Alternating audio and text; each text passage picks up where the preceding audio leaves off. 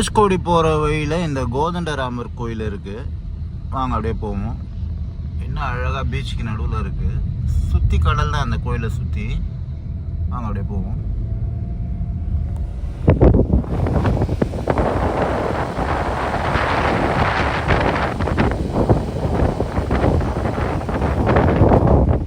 தனுஷ்கோடி போயிட்டு இப்படி வரதுனால வரலாம், இல்லை இங்கே போயிட்டு கூட தனுஷ்கோடி போகிறதுனா போகலாம்.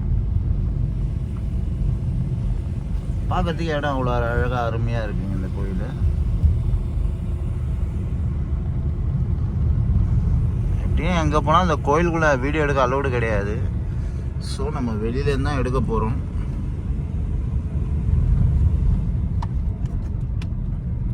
நாங்கள் அப்படியே உள்ளே போவோம்.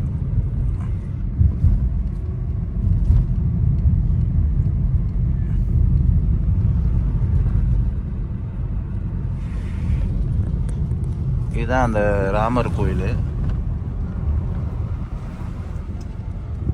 கடலுக்கு நடுவில் இருக்குங்க, சுற்றி கடல் தான், வேறு எதுவும் இங்கே இல்லை. கோயில் ஓப்பனில் இருக்கான்னு தெரில, பார்ப்போம். நான் ஃபஸ்ட் டைம் தான் வரேன், ரோடு தான் வரேன்.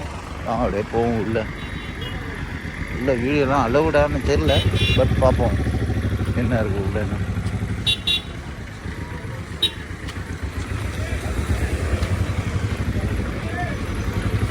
இன்றைக்கின்னு பார்த்து அந்த மீன் குழம்பு வாசனை அப்படியே நம்மளை தூக்குதாங்க அந்த கோயிலில்.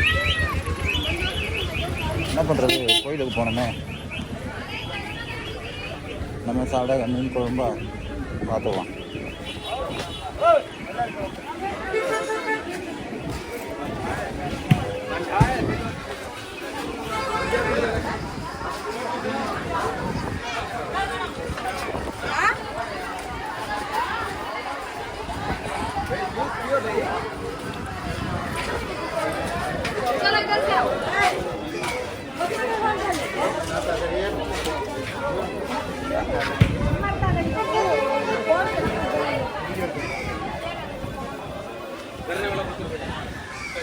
கோயிலோட வரலாறு,